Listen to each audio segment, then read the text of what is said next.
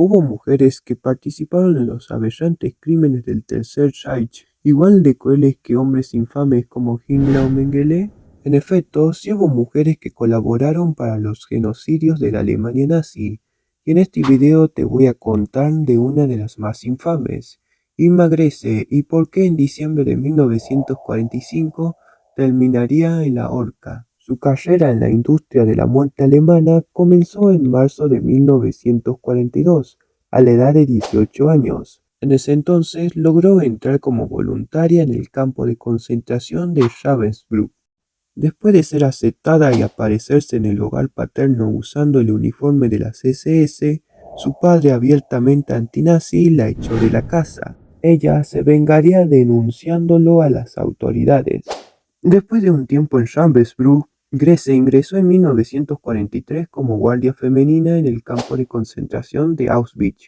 Tal fue su desempeño que para finales de ese mismo año fue ascendida a supervisora, la segunda mujer de más alto rango en el campamento después de la infame María Mandel. Estaba a cargo de 30.000 reclusas de origen judío. El ascenso se debió a su enorme fanatismo nazi y el considerable sadismo que desarrolló. Luego de una temporada en Auschwitz, Grese continuó su infame carrera en Bergen-Belsen, un campo de exterminio nazi donde se ganó un lugar entre las guardias femeninas más sádicas y violentas de todo el Tercer Reich. Tras la derrota definitiva de la Alemania nazi durante la madrugada del 14 al 15 de abril de 1945, el comandante del campo de concentración de Bergen-Belsen negoció su rendición con los británicos. A primera hora de la mañana, las tropas aliadas llegaron y se encontraron con el personal alemán del campo pulcramente uniformado y formado en hilera, encabezados por Josef Kramer e Irma Grese, quien conservaba su mirada arrogante. Las fotos del personal nazi ocuparon las primeras páginas de todos los periódicos del mundo, con el titular "Las fieras de Belsen". En el juicio de Bergen-Belsen, realizado entre septiembre y diciembre de 1945, Irma Grese fue una de las principales criminales de guerra. Las supervivientes de los campos brindaron su testimonio y la acusaron de asesinatos y torturas, e incluso abusos sexuales. El ángel, como se referían a ella los supervivientes, se paseaba por los pabellones con su uniforme impecable, su pelo rubio milimétricamente colocado, unas pesadas y relucientes botas altas, un látigo y una pistola. Durante su recorrido la acompañaban sus perros hambrientos y furiosos, que Irma utilizaba a su gusto. Algo que la hacía feliz era lanzar a estas fieras contra las reclusas para que fueran devoradas. Irma también era conocida por fusilar a personas al azar sin motivo alguno más allá del placer de verlas morir.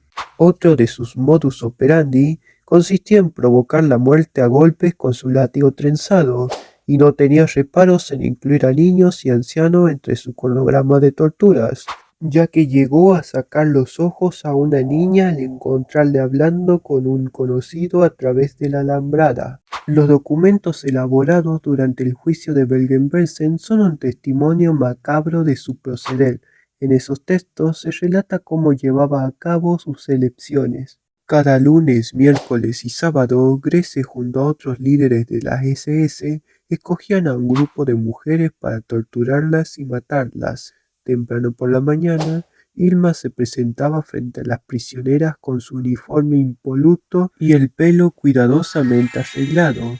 Las víctimas aseguran que era evidente el disfrute en la mirada de Irma. Con su mano enguantada, la joven alemana elegía a una de sus víctimas. Aquellas mujeres que, pese al hambre y enfermedad, aún conservaban algo de su belleza física, solían ser las primeras en ser elegidas. Entre los testimonios de la acusación, una ginecóloga judía ex prisionera declaró que a Grese le gustaba golpear con su látigo los pechos de las chicas más dotadas y jóvenes para que las heridas se infectaran, y después me obligaba a amputarlos, sin anestesia.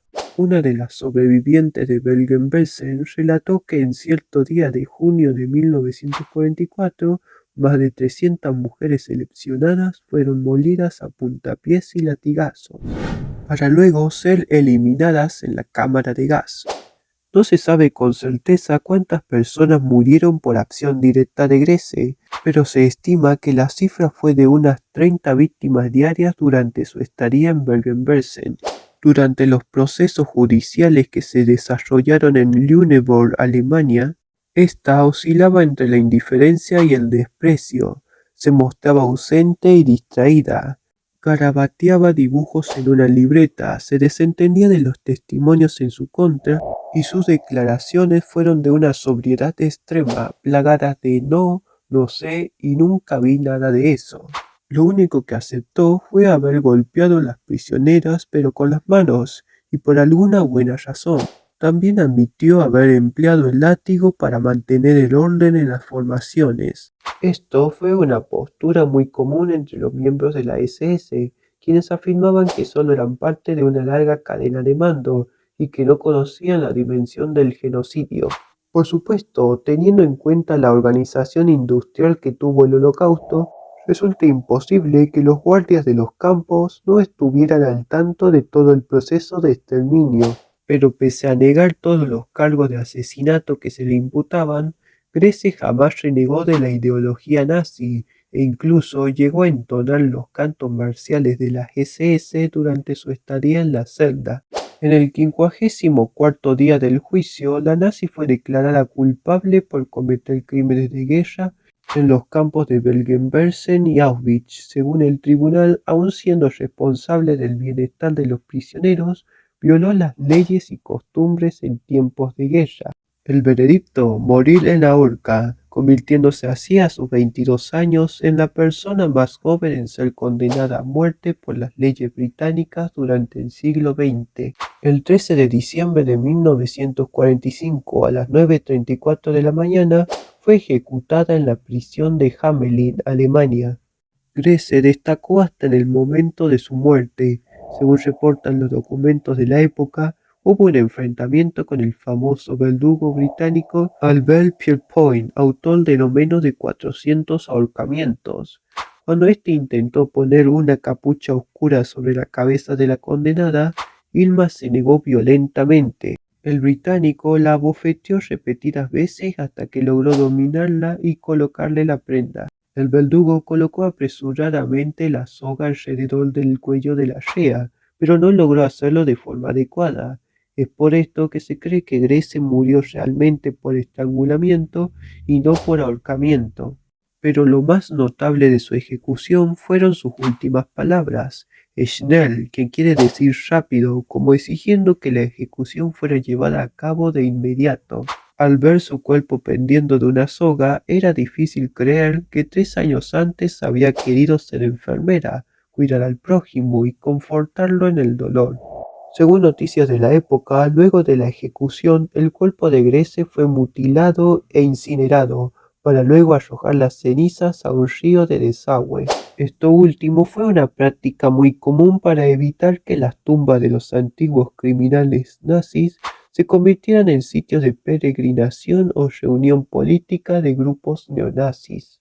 Y si quieres saber sobre otra mujer fanática nazi, hija de uno de los mayores arquitectos del Holocausto, que describiría como agradable la visita a un campo de concentración, mira el video completo, enlace en los comentarios.